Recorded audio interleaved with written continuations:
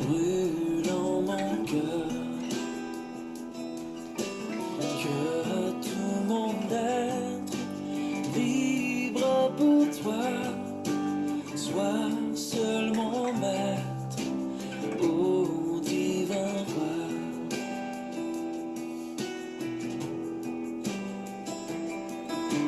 Source de vie, de paix, d'amour, vers toi je prie, la nuit le jour. Entends ma plainte, sois mon soutien, calme ma... Bonjour à tout le monde, bonjour, bienvenue à l'étude de la parole de Dieu ce matin. Vous êtes les bienvenus à l'étude de la parole de Dieu ce matin. Alors, abonnez-vous à ma chaîne et partagez. Nous sommes toujours dans la joie de nous réunir pour partager la parole de notre Dieu. Jésus nous aime, Jésus est notre sauveur. Comment ne devons pas l'aimer en retour, vu nous avons tellement besoin de lui en ce moment, alors que le monde vit des temps difficiles. Nous avons besoin de notre Seigneur Jésus. Alors, ce matin, nous allons étudier la parole de Dieu. Nous allons étudier une parabole, la parabole du figuier stérile. La parabole du figuier stérile. Mais avant de commencer, nous allons prier. Prions. Seigneur Dieu, notre Père, notre Roi, merci de nous avoir gardés, protégés durant cette nuit. Tu as été avec nous, tes anges nous ont gardés. Nous te disons merci, Père éternel. Pardonne nos péchés, Papa. Pardonne nos péchés. Attire nos cœurs vers toi, Seigneur. Éloigne-nous des mauvaises pensées. Éloigne nos cœurs vers le mal. Éloigne nos cœurs. Détourne nos cœurs de toute forme de mal, Papa. Et attire nos cœurs vers toi. Chasse Satan et tous ces démons dans nos cœurs, dans notre esprit et dans nos pensées.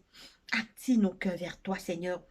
En ces temps de la fin, alors que tout ce qui se passe maintenant dans le monde annonce ton retour, aide-nous à nous réveiller, à nous préparer pour, pour ton retour prochain, Père éternel.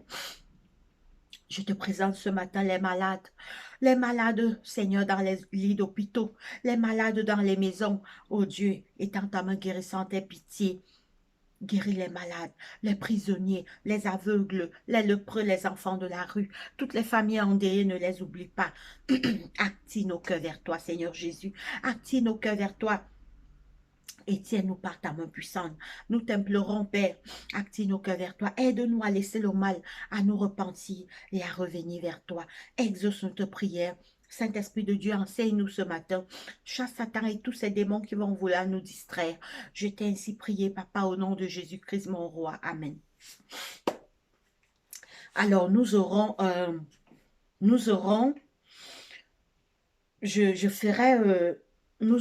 des prières, des séances de prière les mercredis.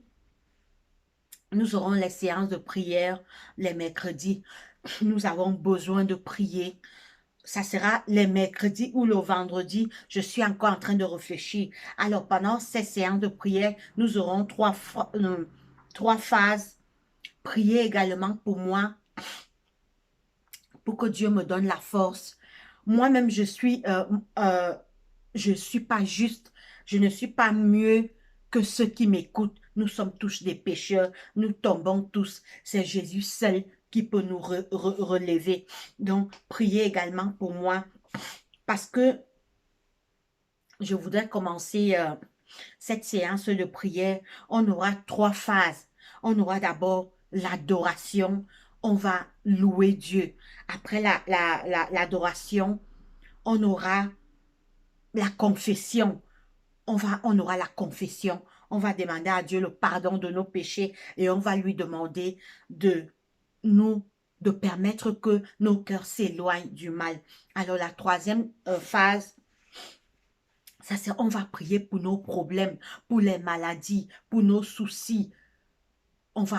Tout ça sera dans ses prières. Donc, on aura adoration. On va d'abord adorer Dieu parce que c'est lui qui est notre Père. C'est lui qui nous a créés. La deuxième phase, ça sera la confession et le pardon des péchés. Confession, pardon des péchés. Et la troisième phase sera tous nos problèmes. On va demander, on va déposer tous les mercredis tous nos problèmes devant le trône de grâce de Dieu. Certes, je ferai toujours des études, mais nous aurons chaque mercredi, par la grâce de Dieu. C'est pourquoi je vous dis, priez beaucoup pour moi, parce que nous sommes des pécheurs, on est faillibles, afin que Dieu puisse m'aider, afin de tenir ce programme par sa grâce. Donc, tous les mercredis et les vendredis. Demain vendredi, je commencerai d'abord la première phase demain matin, par la grâce de Dieu. Je commencerai la première phase et euh, tous les mercredis, nous allons commencer. Donc, louange et, louange et confession, louange et confession et repentance et demande le pardon des péchés. Après la dernière phase, on va déposer tous nos problèmes devant le trône de Dieu, devant le trône de grâce de notre Dieu. Oui, mes frères, on a besoin de prier. Oui, mes frères, on vit des moments difficiles. Il est temps d'appeler notre Dieu. Alors, nous avons aussi, j'ai un groupe WhatsApp, j'ai un groupe WhatsApp. Je vous communiquerai le moment où vous allez nous joindre, si vous le voulez, à ce groupe WhatsApp.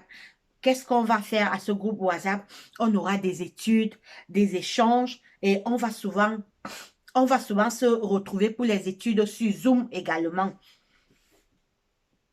Tout ça, c'est les programmes que nous allons mettre en place afin que nous tous, nous puissions souvent intervenir. Par exemple, sur Zoom, on va souvent se trouver, d'autres prient, d'autres chantent un cantique, d'autres vont prier, d'autres vont lire les versets bibliques, d'autres, on permettra à tout le monde de parler. Alors, c'est le groupe Le Ciel Bientôt Une Réalité. Donc, c'est un groupe qui s'intitule Le Ciel Bientôt Une Réalité. Oui, mes frères et sœurs, parce que le ciel sera bientôt une réalité. Car toutes les choses qui se passent maintenant dans le monde annoncent le retour de Jésus. Alors, ce matin, nous allons étudier la parole de Dieu dans Luc 13 à partir du verset 6. Nous allons étudier le figuier stérile. Je commence la lecture. Luc 13, lisez également chez vous, parce que tout ce que je lis ici, j'aimerais que vous vérifiez toujours ce que je dis dans votre Bible à la maison. Moi, j'ai la version Louis II. Je ne sais pas. J'ai aussi la version Louis II ici. Donc, mes frères et sœurs, s'il y a quelque chose que vous ne devez pas manquer chez vous, c'est votre Bible. Si vous n'avez pas, allez dans une librairie, vous achetez votre Bible. Car en ces moments difficiles, on a besoin d'avoir notre Bible avec nous. Alors, nous commençons dans Luc 13, verset 1er, il est écrit. Il dit aussi cette parabole. Un homme avait un figuier planté. Un homme avait un figuier planté dans sa vigne. Il vint pour y chercher du fruit et il n'en trouva point. Alors, il dit au vigneron, voilà 3 ans, voilà 3 ans que je viens chercher du fruit à ce figuier et je n'en trouve point. Coupe-le, pourquoi occupe-t-il la terre inutilement? Le vigneron lui répondit, Seigneur, laisse-le encore cette année. Je creuserai tout autour et j'y mettrai du fumier. Peut-être à l'avenir donnera-t-il du fruit, sinon tu le couperas. Je reprends la lecture. Il dit, entre parenthèses Jésus, il dit aussi cette parabole. Un homme avait un figuier planté dans sa vigne. Il pour y chercher du fruit, et il n'en trouva point. Alors, il dit au vigneron, voilà 3 ans que je viens chercher du fruit à ce figuier, et je n'en trouve point. Coupe-le. Pourquoi occupe-t-il la terre inutilement? Le vigneron lui répondit, Seigneur, laisse-le encore cette année. Je creuserai tout autour et j'y mettrai du fumier. Peut-être à l'avenir donnera-t-il du fruit, sinon tu le couperas. Cette parabole de Jésus nous concerne, nous les hommes qui vivons sur la terre, nous les chrétiens. Cette parabole nous concerne tous les peuples de la terre. Le figuier, le figuier, c'est un arbre. Donc, c'est nous, les hommes, qui représentons cet arbre. Le figuier représente les hommes, les peuples qui ont accepté Jésus-Christ, qui ont accepté la foi de Jésus-Christ. Le figuier représente les chrétiens. Donc, il dit aussi cette parabole. Un homme avait un figuier planté dans sa vigne. Donc, nous sommes cet arbre, nous sommes les figuiers, nous sommes cet arbre qui doit produire des fruits. Alors, maintenant, on continue. Alors, je reprends. Il vint pour y chercher du fruit et il n'en trouva point. Le vigneron, c'est Dieu. Le vigneron, c'est Dieu. Le figuier, c'est nous. L'arbre de figuier, c'est nous, les chrétiens. Dieu attend de nous que nous produisions les fruits. Donc, ces fruits, c'est quoi? C'est les bonnes œuvres. Dieu attend de nous que nous, les chrétiens, nous puissions produire les bonnes œuvres. Donc, les fruits que nous devons produire, c'est les bons actes. C'est la crainte de Dieu. C'est la vie de pureté. C'est la vie de sainteté, mes frères et sœurs. Donc, le figuier, c'est nous. L'arbre que le vigneron est venu chercher, nous sommes les figuiers. Et le vigneron qui est Dieu attend de nous des bons fruits. Dieu veut que, en tant que chrétiens, nous puissions produire le fruit de la paix, de l'amour, de l'honnêteté. On s'éloigne du mal. Que notre arbre produise des bons fruits. Mais Dieu attend, il attend, comme le vigneron. Nous sommes au verset 7. Alors, il dit au vigneron, voilà 3 ans que je viens chercher du fruit à ce figuier et je n'en trouve point. Dieu attend des chrétiens une vie de pureté, une vie de sainteté, une vie de renoncement, une vie pure, une vie qui honore Dieu. Mais Dieu, quand Dieu vient, Dieu nous regarde, il ne trouve pas du fruit. Il ne trouve pas du fruit parce qu'on produit des mauvais fruits. Les bons fruits que Dieu attend de nous qu'on doit produire, ce n'est pas ça qu'on produit, mes frères et sœurs. Dieu attend de nous qu'on produise des bons fruits. Nous sommes cet arbre. Nous sommes les figuiers. Les hommes sont les figuiers, mes frères et sœurs. Et Dieu, ce figuier, cet arbre de figuier doit produire des bons fruits. Malheureusement, quand Dieu nous regarde, il voit les mauvais fruits. On produit les mauvais fruits. On produit les fruits de la haine, les fruits de la jalousie, les fruits des rancunes, les fruits des bagarres. On est violent. On produit des fruits des détournements, des fruits de la malhonnêteté, les fruits de la haine entre les frères, les fruits, etc., etc. Dieu est donc, Dieu est triste. C'est pourquoi il pose la question aux vignerons. Nous allons revenir au verset.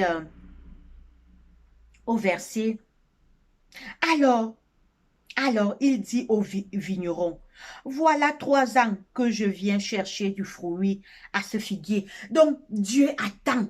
Dieu dit, mais ces enfants qui ont dit qu'ils sont des chrétiens, je, je les observe et je ne vois rien de bon sortir en eux. Je ne vois pas l'amour, je ne vois pas la paix, je ne vois pas la réconciliation, je ne vois pas l'unité, je ne vois pas les bons actes, les actes d'amour, les actes de miséricorde.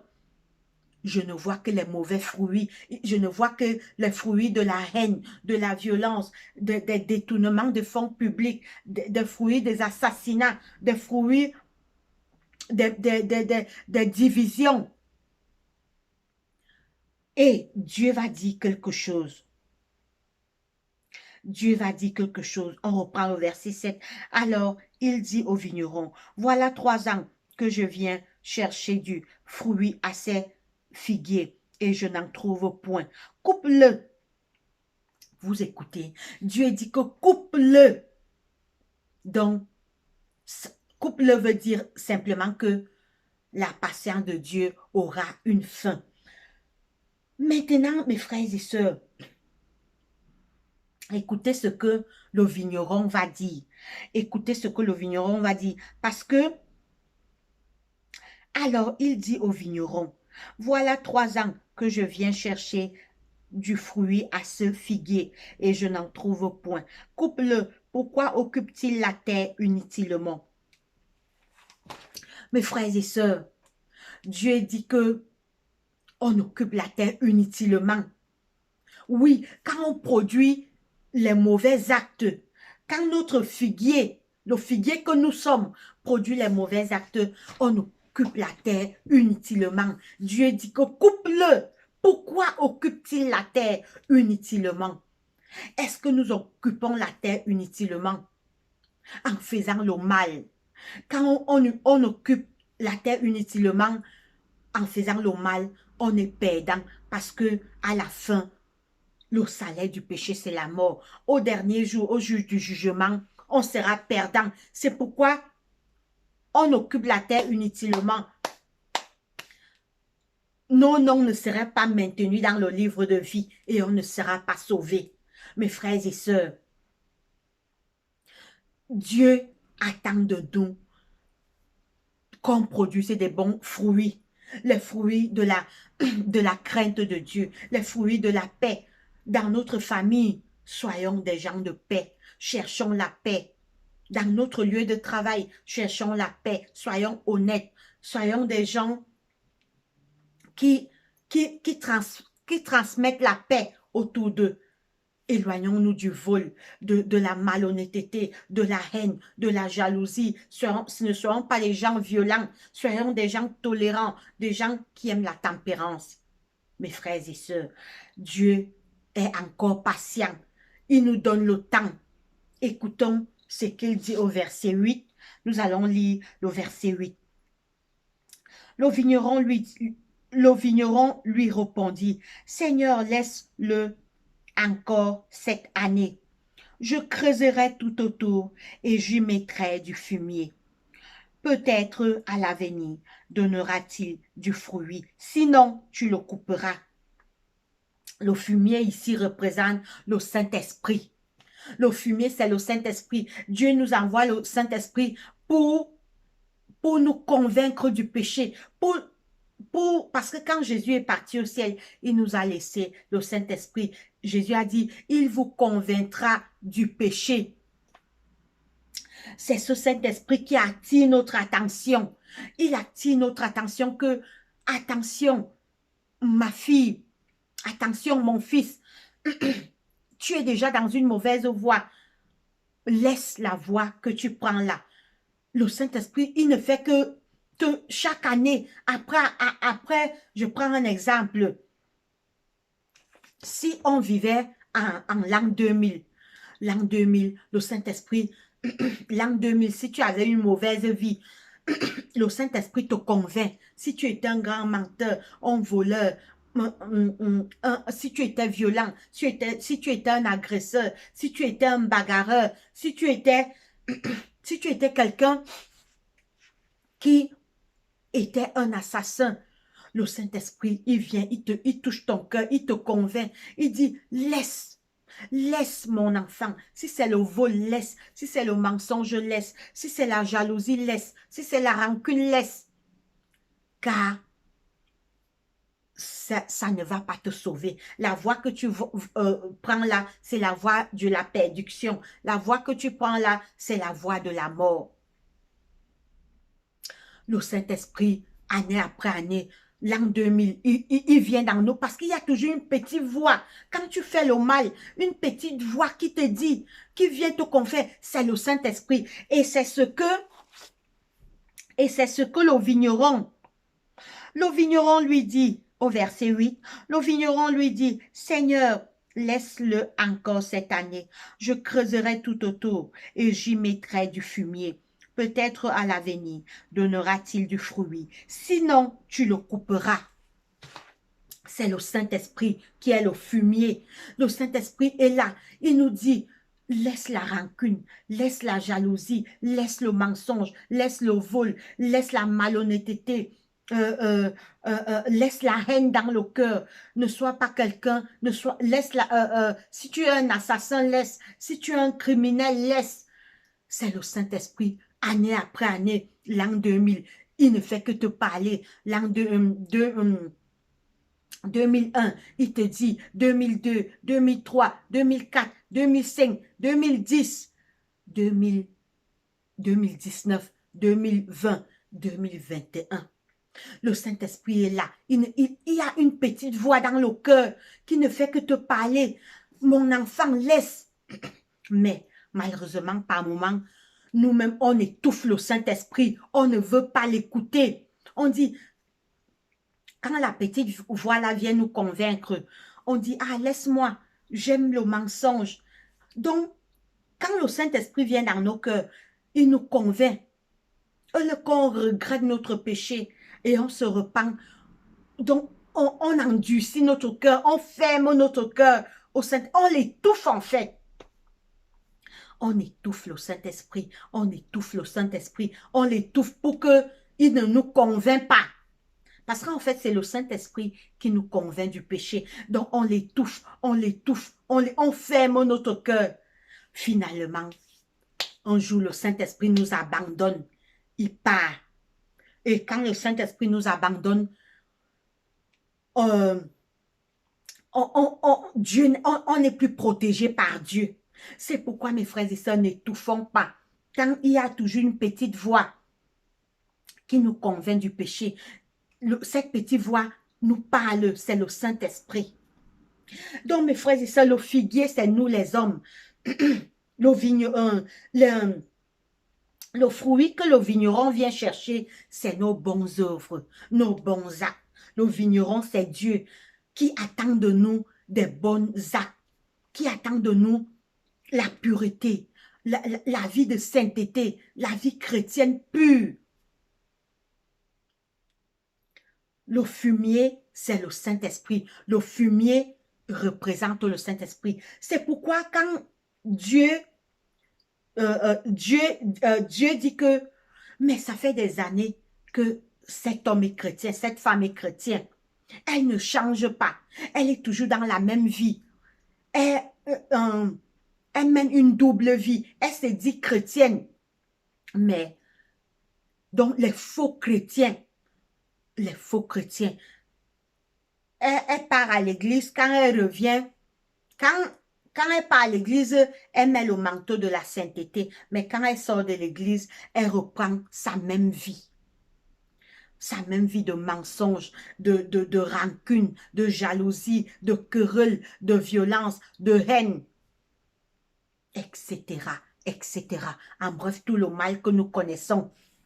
Donc, mes frères et sœurs, la fin du monde approche. Jésus revient bientôt. Il est temps qu'on n'étouffe plus le Saint-Esprit. On n'étouffe plus la petite voix qui nous parle là. C'est le Saint-Esprit qui nous dit, laisse, le temps est venu. Tu as trop fait le mal. Dieu a été trop patient avec toi. Un jour, si on persiste dans notre voie, le Saint-Esprit va finalement nous quitter et personne ne sera plus là. On va faire des choses terribles. On va plonger de plus en plus vers le mal. Donc le figuier, c'est nous les hommes. L'arbre de figuier, c'est nous. Et on doit produire des bons fruits. Le vigneron, c'est Dieu parce qu'il attend de nous les bonnes actes, les actes d'amour, les actes de pureté et les actes de paix. Le fumier, c'est le Saint-Esprit. Le Saint-Esprit qui nous convainc, qui nous amène à regretter ce qu'on a fait. Tu as insulté ta sœur. Le Saint-Esprit vient, il te parle. Mais le problème, c'est qu'ouvrons notre cœur pour qu'il nous convainc. Parce que si on l'étouffe, on ne veut pas, on est orgueilleux, on ferme notre cœur. Le Saint-Esprit, il sera patient. Un jour, sa patience prendra fin et il va nous quitter. Et c'est pourquoi, écoutez ce qu'il dit à la fin. Je creuserai tout autour et j'y mettrai du fumier. Peut-être, vous écoutez, peut-être à l'avenir donnera-t-il du fruit. Sinon, tu le couperas. Sinon, tu le couperas veut dire que le Saint-Esprit qui nous convainc du péché va nous quitter. Et on sera à la merci de Satan. Maintenant, c'est Satan qui va agir en nous, puisqu'il n'y aura plus personne pour nous convaincre qu'on a fait. Donc, on va voir, on ne va plus discerner que le mal est mal. On va seulement s'enfoncer de plus en plus vers le mal. Et nos noms sera retiré du livre de vie. Quand Jésus reviendra, on ne sera pas sauvé. Il est temps d'écouter la voix du Saint-Esprit. C'est pourquoi il dit, je creuserai tout autour. Donc, le Saint-Esprit, il dit qu'il va rôder autour de notre cœur. Il sera toujours là à côté de notre cœur pour nous dire, ma soeur, ce que tu as fait est mauvais. Repends-toi. Il faut te convertir. Repends-toi. Laisse la vie de péché que tu mènes là n'est pas bien. Je creuserai tout autour et j'y mettrai du fumier. Peut-être à l'avenir donnera-t-il du fruit. Sinon, tu le couperas. Si on continue à étouffer le Saint-Esprit, si on continue à fermer notre cœur à l'appel de la grâce, si on continue à fermer notre cœur à la main de Jésus qui est toujours tendu pour nous sauver, il nous quittera, le Saint-Esprit nous quittera et on ne sera plus, on sera à la merci de Satan parce que dans ce monde, il y a Satan qui est prêt pour nous détruire et Jésus qui nous a sauvés sur la croix, Jésus veut nous sauver. Mes frères et sœurs, produisons des bons fruits, afin que quand Dieu vient, Dieu vient chercher du fruit dans cet arbre que nous sommes, que Dieu puisse trouver les fruits de la paix, de l'amour, de la réconciliation, que Dieu puisse trouver les hommes et les femmes qui s'éloignent du mal, qui craignent Dieu, qui aiment Dieu, qui aiment la paix, qui aiment l'amour, qui aiment le pardon, qui sont toujours prêts à pardonner, qui sont humbles, qui ne sont pas orgueilleux. Que Dieu trouve ses bons fruits. Mais si Dieu vient, il trouve les mauvais fruits en nous, en notre arbre que nous sommes, Dieu sera très triste. Et finalement, si on persiste, puisque le Saint-Esprit est patient, année après année, il est là. Il attend qu'on change. Il attend qu'on change. Il attend. Il est patient. Dieu ne nous lâche pas facilement parce qu'il veut nous sauver. Mais nous, ne fermons pas notre cœur. N'étouffons pas cette voix qui est toujours là en train de nous convaincre. Cette voix, c'est le Saint-Esprit. Et quand Jésus est parti au ciel, c'est le Saint-Esprit qui nous a laissés afin de nous convaincre que ce qu'on a fait est mauvais et qu'on doit revenir à la repentance. Donc, mes frères et sœurs, produisons L'arbre que nous sommes doit produire des bons fruits, mes frères. La fin du monde approche. Jésus revient bientôt. Tout ce qui se passe maintenant dans le monde, ça avait été écrit. Vous pouvez trouver les signes dans Matthieu 24, dans votre propre Bible chez vous. Tous les signes que Dieu avait, que la parole de Dieu nous a dit, que Dieu nous dit à travers sa parole, se réalisent, se sont même déjà réalisés. Parce que tout ça, on voit. Ça veut dire que la fin de ce monde approche. Ouvrez votre cœur au Saint-Esprit. Laissons le mal, laissons le péché. Acceptons Jésus qui est mort sur la croix pour nos péchés. Car la fin de ce monde est proche. Jésus revient bientôt. Alors, nous sommes arrivés au thème de notre étude ce matin. Je vous souhaite une très bonne journée. Abonnez-vous à ma chaîne et partagez. Nous allons prier. Prions. Seigneur Dieu, notre Père, notre Roi, merci de nous avoir gardés pendant la nuit. Voici la journée qui a commencé. Nous te disons merci parce que tu nous as enseigné à travers ta parole. Seigneur, aide-nous à produire des bons fruits. De nous-mêmes, nous ne pouvons pas, Seigneur. Toi-même, tu as dit que sans toi, on ne peut rien faire. Papa, aide-nous afin de revenir vers toi, afin de nous éloigner du mal, afin de faire ta volonté, Seigneur, afin que nous soyons sauvés quand tu vas revenir. Aide-nous, Jésus-Christ, nous t'appelons, nous sommes faibles, nous sommes des êtres faibles, Seigneur. Toi seul peux nous aider. C'est pourquoi chasse Satan et ses démons au nom de Jésus-Christ autour de nous. Chasse cet ennemi redoutable qui rôde autour de nous pour nous inciter à faire le mal. Seigneur, attire nos cœurs vers toi. Protège nos familles en cette journée. Protège-nous de tous les pièges que Satan et ses mauvais anges préparent pour nous attaquer, Père. Guéris les malades dans les hôpitaux, les prisonniers, les aveugles, les lépreux, les enfants de la rue, toutes les familles endeuillées, papa, ne les oublie pas. Ce matin également, papa, je prends tous nos problèmes, tous nos soucis, toutes nos inquiétudes, toutes nos peurs, toutes nos craintes, toutes nos angoisses, tous nos manquements, et je monte avec devant ton trône de grâce. Je prends tous mes problèmes, je monte avec devant ton trône de grâce. Je prends les problèmes de ceux qui vont voir cette vidéo, Père. Je monte avec devant ton trône de grâce. Exauce-nous. Nous n'avons que toi, Père. À qui d'autre irions-nous? Nous n'avons que toi, Père, dans ce monde de souffrance. Nous n'avons que toi. Ne nous abandonne pas. Reste avec nous, Père. Je t'ai ainsi prié au nom de Jésus-Christ, mon roi. Amen. Alors, mes frères et sœurs, nous sommes arrivés au thème de notre étude ce matin. Je vous souhaite une très bonne journée. Portez-vous bien. Allez, bye bye. Que Dieu nous bénisse tous.